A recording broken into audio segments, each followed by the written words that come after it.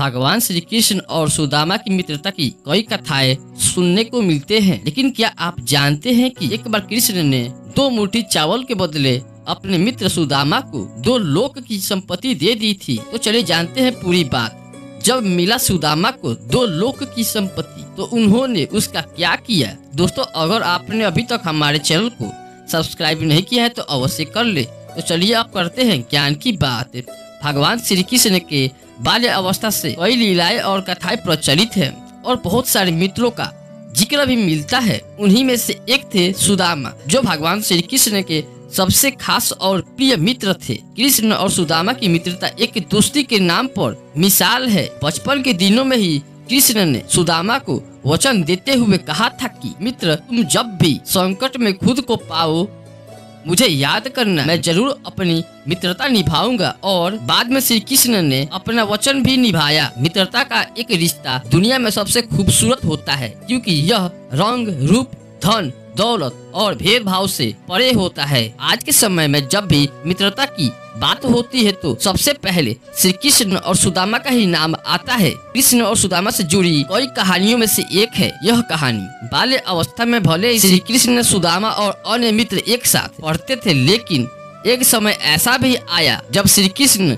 द्वारिका के राजा बन गए और उनके मित्र सुदामा इतने गरीब हो गए कि जीवन की व्यवस्था भी कठिन हो गया। सुदामा अपने परिवार का लालन पालन करने में भी असमर्थ हो गए। तब सुदामा की पत्नी सुशीला ने उन्हें द्वारिका जाकर द्वारिकाधीश से श्री कृष्ण से मदद मांगने के लिए कहा। सुशीला की बात सुनकर सुदामा थोड़ा हिचकिचाए, लेकिन सुदामा के पास इसके अलावा अन्य कोई रास्ता भी नहीं था, इसलिए वे मदद मांगने के लिए श्री कृष्ण के पास जाने को तैयार हो गए। कहा जाता है कि राजा, गुरु, मित्र, बेटी, मंदिर, इन 5 जगहों पर व्यक्ति को कभी भी खाली हाथ नहीं जाना चाहिए। यही सोचकर सुशीला पड़ोस से 3 मुट्ठी चावल मांगकर लाई और इसे पोटली में भरकर सुदामा को देते हुए कहा कि इसे कन्हैया को भेंट कर दे। सुदामा जब द्वारिका नगरी में श्री कृष्ण के महल पहुँचे तो महल के बाहर खड़े द्वारपालों ने सुदामा को हीन भावना से देखते हुए पूछा कि वह किस लिए आए हैं। जब सुदामा ने अपना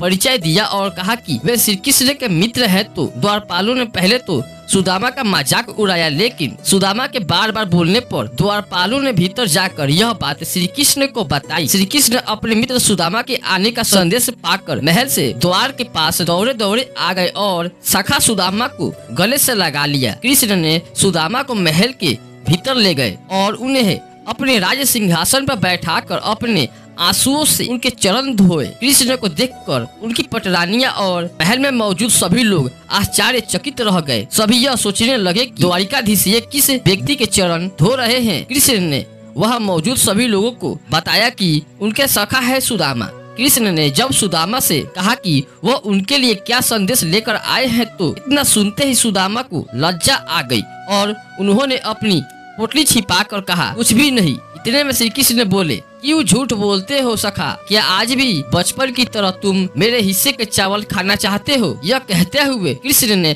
खुद ही सुदामा से वो पोटली छीन ली और चावल खाने लगे। जैसे ही श्री कृष्ण ने एक मुट्ठी चावल खाई तो इसके बदले में उन्होंने सुदामा को 1 लोक की संपत्ति दे दी।